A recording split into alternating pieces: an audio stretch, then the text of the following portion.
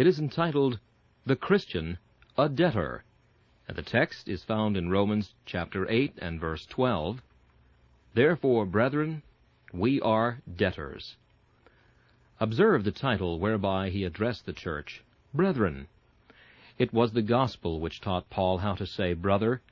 If he had not been a Christian, his Jewish dignity would never have condescended to call a Roman brother, for a Jew sneered at the Gentile and called him dog. But now in the breast of this Hebrew of the Hebrews, there is a holy recognition of Christian fraternity without reserve or hypocrisy. The gospel softened the breast of Paul and made him forget all national animosities. Otherwise, one of the downtrodden race would not have called his oppressor brother. The Roman had his iron foot on the Jew, yet Paul addresses those who subjugated his race as brethren. We repeat a third time, it was the gospel which implanted in the soul of Paul the feeling of brotherhood, and removed every wall of partition which divided him from any of the Lord's elect. So then, he said, we are no more strangers and foreigners, but fellow citizens with the saints and of the household of God. He proclaimed the doctrine of the one blood, and gloried in the fact of one family in Christ. He felt within him affinities with all the blood-bought race, and loved them all. He had not seen many of those whom he addressed, yet they were known to him in the Spirit, as partakers of one glorious and blessed hope, and therefore he called them brethren. My friends, there is a cementing power in the grace of God which can scarcely be overestimated. It resets the dislocated bones of society, rivets the bonds of friendship, and welds the broken metal of manhood into one united mass. It makes all brethren who feel its power. Grace links mankind in a common brotherhood. Grace makes the great man give his hand to the poor, and confess a heavenly relationship. Grace constrains the intellectual, the learned, the polite, to stoop from their dignity, to take hold of the ignorant and unlettered, and call them friends. Grace weaves the threads of our separate individualities into one undivided unity. Let the gospel be really felt in the mind, and it will toll the knell of selfishness. It will bring down the proud from their elevated solitude, and it will restore the downtrodden to the rights of our common manhood. We need only the gospel thoroughly preached to bring about liberty, equality, and fraternity in the highest and best sense of those words. Not the liberty, equality, and fraternity which the Democrat seeks for, which is frequently another name for his own superiority, but that which is real and true, that which will make us all free in the Spirit, make us all equal in the person of Christ Jesus, and give us all the fraternity of brethren, seeing that we are all one with our Lord in the common bond of gospel relationship.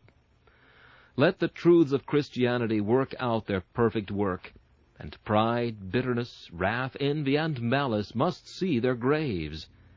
This and this alone can restore the peace of divided families and unite disputing relatives. Only let the gospel be preached, and there shall be an end of war. Let it thoroughly pervade all ranks of society, and saturate the mind of nations, and there shall be no more lifting up of the spears. They shall be used for pruning hooks. No bathing of swords in blood, for they shall be turned into the peaceful plowshares of the soil. We shall then have no hosts encountering hosts. We shall have no millions slain for widows to deplore. But every man shall meet every other man, and call him brother. And men of every kindred and of every tribe shall see in the face of every man a relative allied to them by ties of blood. I am sure I feel myself the force of this word, brother, with regard to many of you.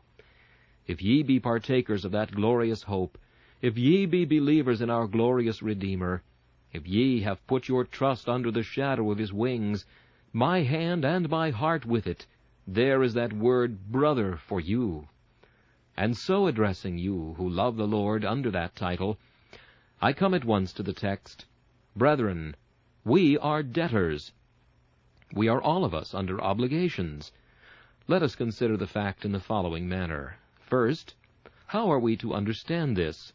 And secondly, how ought it to affect us? How are we to understand this, "Brethren, we are debtors"? We may understand it in 1,000 senses, for indeed we are debtors. Brethren, we who know and love the Lord are debtors not to one creditor, but to many. We are debtors to the past. Methinks I see the fathers at their midnight lamps, the ancient saints in their much-frequented closets, the thrice brave preachers in their pulpits denouncing error, and the faithful pastors reproving wrong. To such who have preceded us we owe the purity of the church, and to them we are debtors. Methinks I see the martyrs and confessors rising from their tombs. I mark their hands still stained with blood, and their bodies scarred with the wounds of persecution. They tell me that they of old maintained the truth and preached it in the midst of fire and sword, that they bore death in defense of the cause of God, that they might hand down his holy word inviolate to us. I look on them, and see among their glorious ranks some whose names are celebrated in every Christian land as the bold lions of God, the immovable pillars of truth, men of whom the world was not worthy, whose praise is in all the churches, and who are now nearest the eternal throne. And as I look on them, and they on me, I turn to you all and say, "Brethren, we are debtors. We are debtors to the men who crossed the sea and laughed at the fury of the storm, who risked the journeying and the weariness and all the various perils to which they were exposed by reason of robbers and false brethren. We are debtors to each stake at Smithfield. We are debtors to the sacred ashes of the thousands who have there followed Jesus even unto death. We are debtors to the headless bodies of those who were beheaded for Christ Jesus. We are debtors to those who dared the lions in the amphitheater and fought with wild beasts at Ephesus. We are debtors to the massacred thousands of the bloody Church of Rome and the murdered myriads of her pagan predecessors. We are debtors to them all. Remember the bloody day of St. Bartholomew, the valleys of Piedmont, and the mountains of Switzerland. Let the sacred mounds of our fathers' sepulchres speak to us. Is not this Bible opened and read by us all, the gift of their self-denying faithfulness? Is not the free air we breathe the purchase of their death?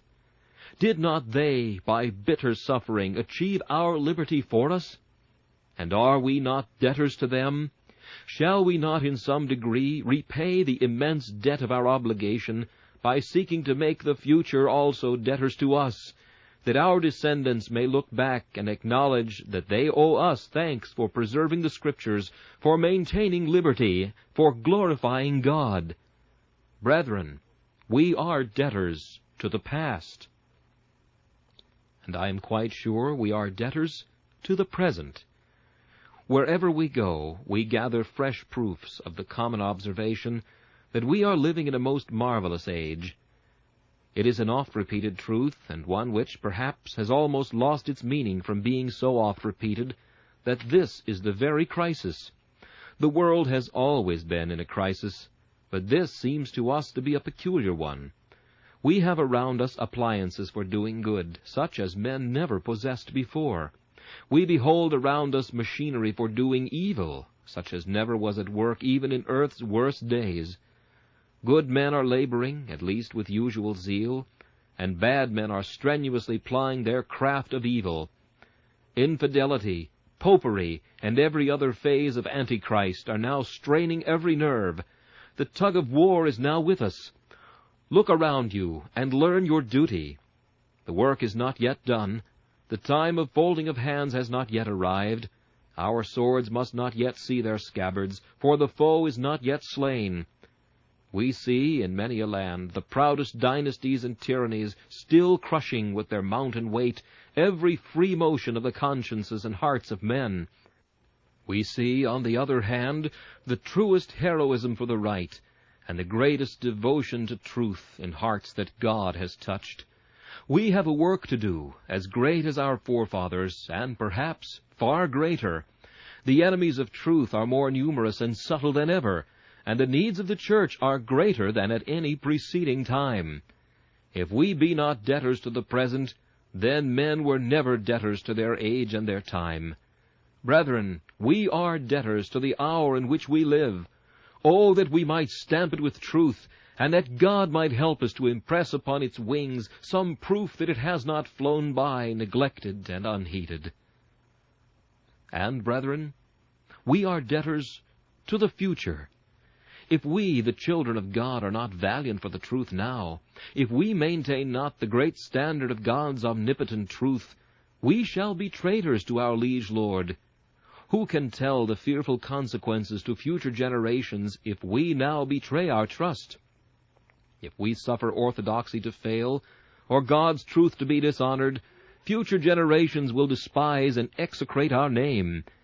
If we now suffer the good vessel of gospel truth to be drifted by adverse winds upon the rock, if we keep not good watch to her helm, and cry not well to her great master, that she may be led to a prosperous end, surely those who are to succeed us will look on us with scorn, and say, Shame on the men who had so great and glorious a mission, and neglected it, and handed down to us a beclouded gospel and an impure church. Stand up, ye warriors of the truth, stand up firmly, for ye are debtors to the future, even as ye are debtors to the past. Sow well, for others must reap. You are fountains for coming generations. Oh, be careful that your streams are pure. May the Spirit of God enable you so to live that you can bequeath your example as a legacy to the future. And as we are debtors to all times, so we are all debtors to all classes. For there are some that always get well paid for what they do, and therefore I shall not mention them, since I am not aware that their claims need my advocacy. We may be remarkably indebted to members of Parliament, but for the little they do, they are tolerably well rewarded. At least we take it that the place is more an honor to some of them than they are to their place. It may be true that we owe a great deal to the higher ranks of society. We may possibly, in some mysterious way, be much under obligation to the sacred personages who are styled lords and bishops. But it is not necessary that I should stand up for their claims, for I have no doubt they will take good care of themselves. At any rate, they have usually done so, and have not allowed themselves to be robbed of much of their deservings. Who would wish that they should? But it is possible to pay too dear, especially when you could get on as well without them as with them. I shall not refer to any class of society and say of them we are debtors, except to one, and that is the poor. My brethren, we are debtors to the poor. What, says someone, I, debtor to the poor? Yes, my lady, thou art a debtor to the poorest man that ever walked the earth. The beggar shivering in his rags may owe thee something, if thou givest him alms, but thou owest him something more. Charity to the poor is a debt. We are not at liberty to give or to refuse. God requires us to remember the poor. Their poverty is a claim upon our generosity. But in the case of the believing poor, their claim upon us is far more binding, and I beseech you, do not neglect it. Oh, how much we owe them! When I think how the poor toil day after day, and receive barely enough to keep their souls within their bodies, when I think how frequently they serve their church unhonored and unrewarded, when I know some of them who perform the hardest deeds of service for our common Christianity, and yet are passed by with neglect and scorn, when I remember how many of them are toiling in the Sabbath school, having neither emolument nor reward, when I consider how many of the lower classes are as prayerful, as careful, as honest, as upright, as devout, as spiritual as others are, and frequently more so, I cannot but say that we are debtors to all God's poor in a very large degree. We little know how many a blessing the poor man's prayer brings down upon us. I beseech you then, beloved, wherever you see a poor saint, wherever you behold an aged Christian, recollect he cannot be so much in debt to you as you are to him. For you have much, and he has but little, and he cannot be in debt for what he has not. Many of you will not feel the force of Christian reasons. Let me remind you that even you are obliged to the laboring poor. The rich man hoards his wealth, the poor man makes it. Great men get the blessing, but poor men bring it down from heaven. Some men are the cisterns that hold God's rain, but other men are those who pray the rain from heaven, like very Elijahs, and many of these are to be found in the lower ranks of society. Brethren, we are debtors. What I have is not my own, but God's. And if it be God's, then it belongs to God's poor. What the wealthiest man has is not his own, but God's. And if it be God's, then it is Christ's. And if Christ's, then his children's. And Christ's children are often those who are hungry, and thirsty, and destitute, and afflicted, and tormented. Take care then of that class, brethren, for we are debtors to them. But while I have thus mentioned some of the different classes to whom we are debtors, I have not yet come to the point on which I desire to press your attention. Brethren, we are debtors to our covenant God. That is the point which swallows up all. I owe nothing to the past, I owe nothing to the future, I owe nothing to the rich and nothing to the poor, compared with what I owe to my God. I am mainly indebted to these because I owe so much to my God. Now, Christian, consider how thou art a debtor to thy God. Remember, thou art not a debtor to God in a legal sense, as thou art in Adam. Thou art no longer a debtor to God's justice, as thou once wast. We are all born God's creatures, and as such we are debtors to Him, to obey Him with all our body and soul and strength. When we have broken His commandments, as we all of us have, we are debtors to His justice, and we owe to Him a vast amount of punishment, which we are not able to pay. But of the Christian it can be said that he does not owe God's justice a solitary farthing, for Christ has paid the debt His people owed. I am a debtor to God's love. I am a debtor to God's grace. I am a debtor to God's power. I am a debtor to God's forgiving mercy. But I am no debtor to His justice, for He Himself will never accuse me of a debt once paid. It was said, "It is finished," and by that was meant that whate'er His people owed was wiped away forever from the book of remembrance. Christ to the uttermost has satisfied divine justice. The debt is paid, the handwriting is nailed to the cross, the receipt is given, and we are debtors to God's justice no longer. But then, because we are not debtors to God in that sense, we become 10 times more debtors to God than we should have been otherwise. Because He has remitted all our debt of sin, we are all the more indebted to Him in another sense. O Christian, stop and ponder a moment. What a debtor thou art to divine sovereignty! Thou art not as some who say that thou didst choose thyself to be saved, but thou believest that God could have destroyed thee if He had pleased, and that it is entirely of His own good pleasure that thou art made one of His, while others are suffered to perish. Consider, then, how much thou owest to His sovereignty. If He had willed it, thou wouldst have been among the damned. If He had not willed thy salvation, all thou couldst do would have been utterly powerless to deliver thee from perdition.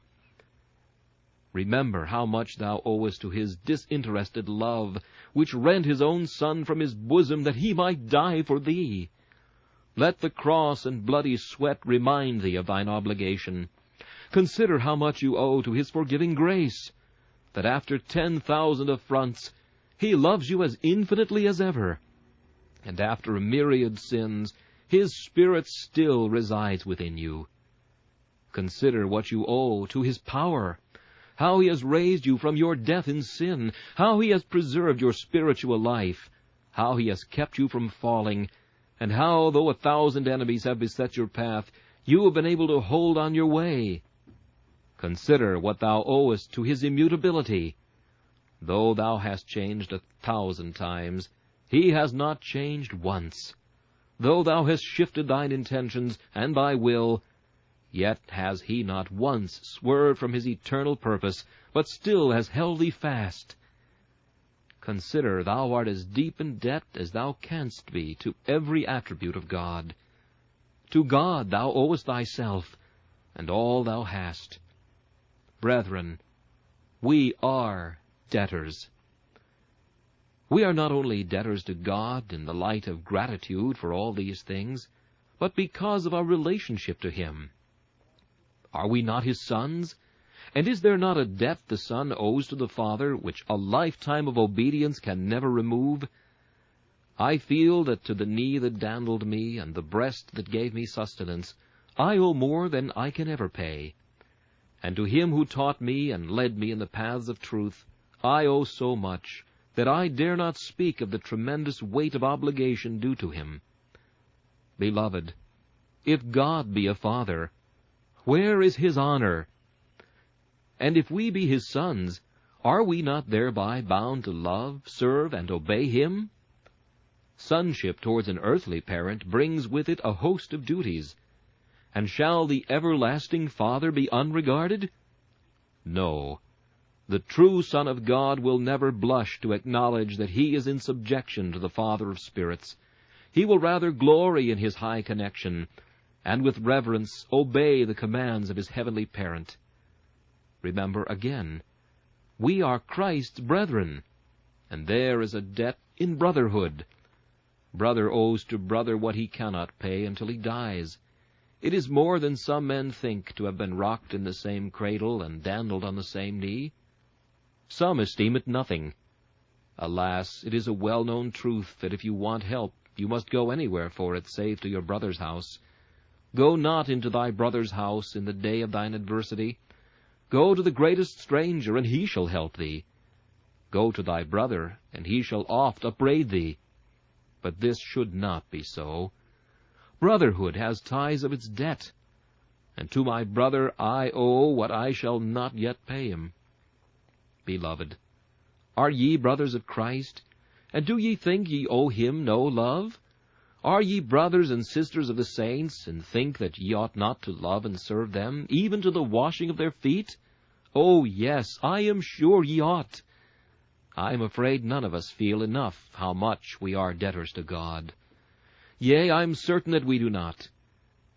It is astonishing how much gratitude a man will feel to you if you have only been the instrument of doing him good, but how little gratitude he feels to God, the first cause of all.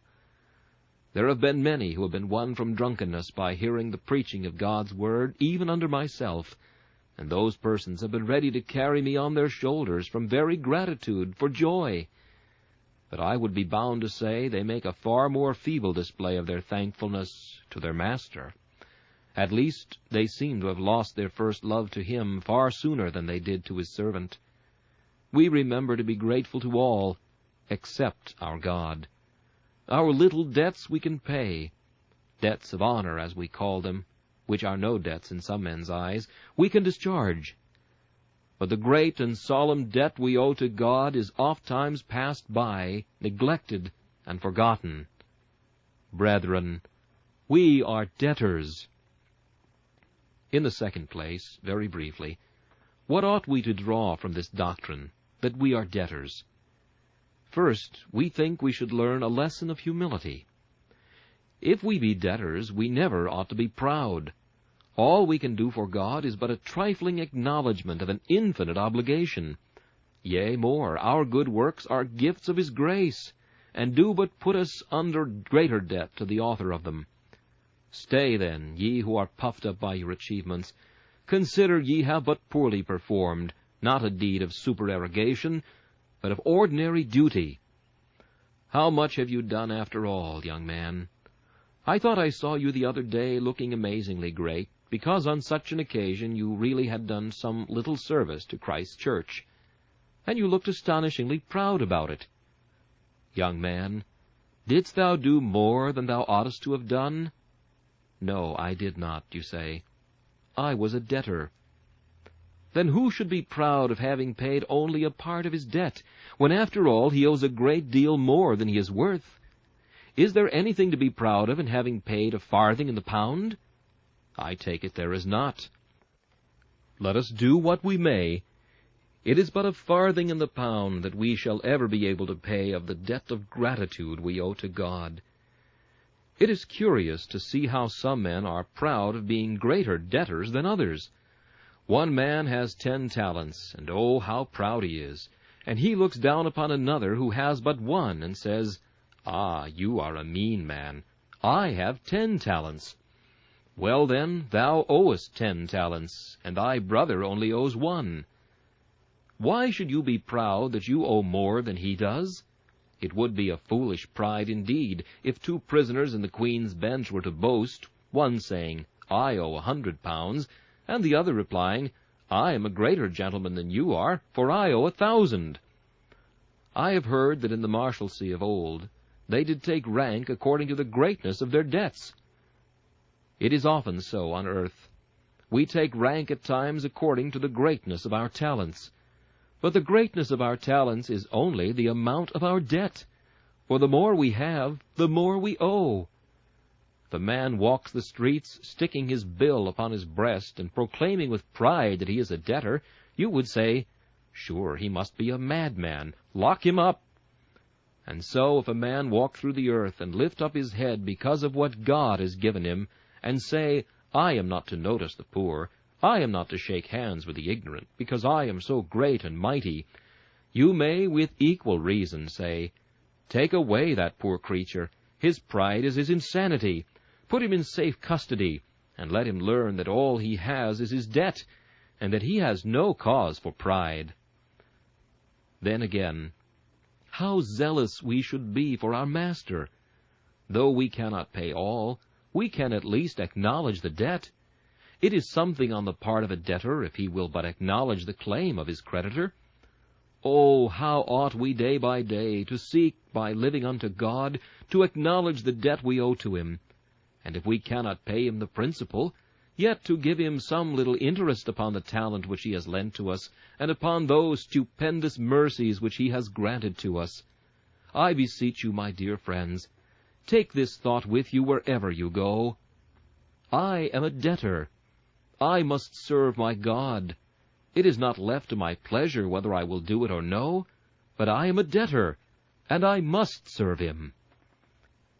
If we all believe this, how much easier it would be to get our churches into good order. I go to one brother, and I say, "Brother, there is such and such an office in the Sabbath school. Will you take it?" "Well, sir, you know how much I love the cause, and how earnest I am in doing everything that I can to serve my Maker. But," and now comes the end of it all, "I really work so hard all the week that I cannot afford to go out on the Sabbath to Sunday schools." There, you see, that man does not know that he is a debtor. I take him a bill tomorrow morning, and he says, "Do you come begging?" I say, "No, I have brought a bill. Look at it." "Oh, yes," he says, "I see. There is the cash." Now, that is the way to act, to feel and acknowledge that you are a debtor. When there is a thing to be done, to do it, and to say, "Do not thank me for it. I have only done what I ought to have done.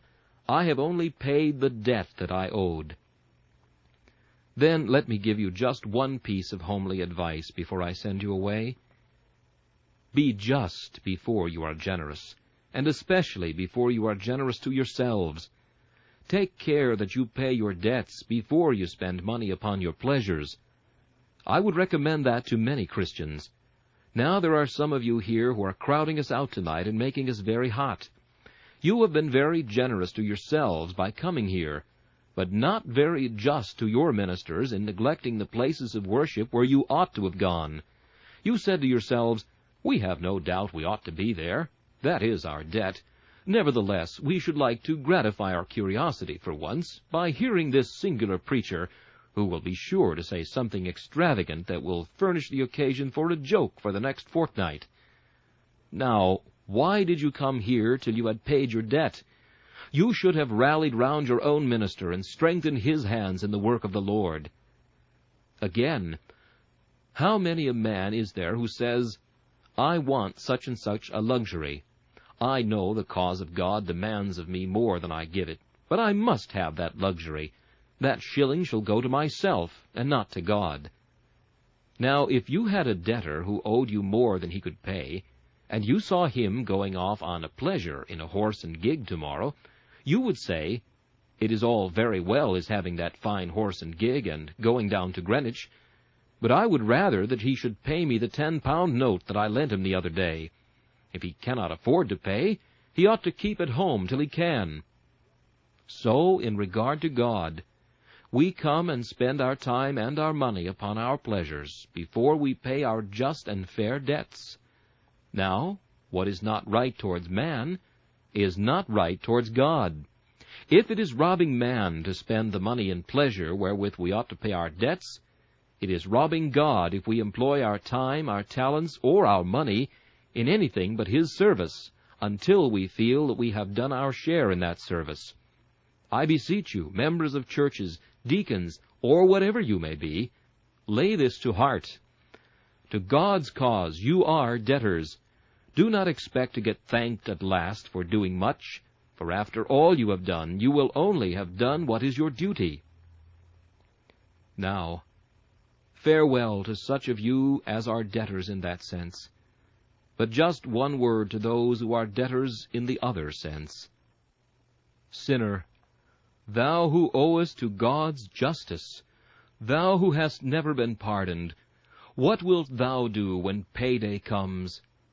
My friend over there, you who have run up a score of black sins, what will you do when payday comes, and know Christ to pay your debts for you?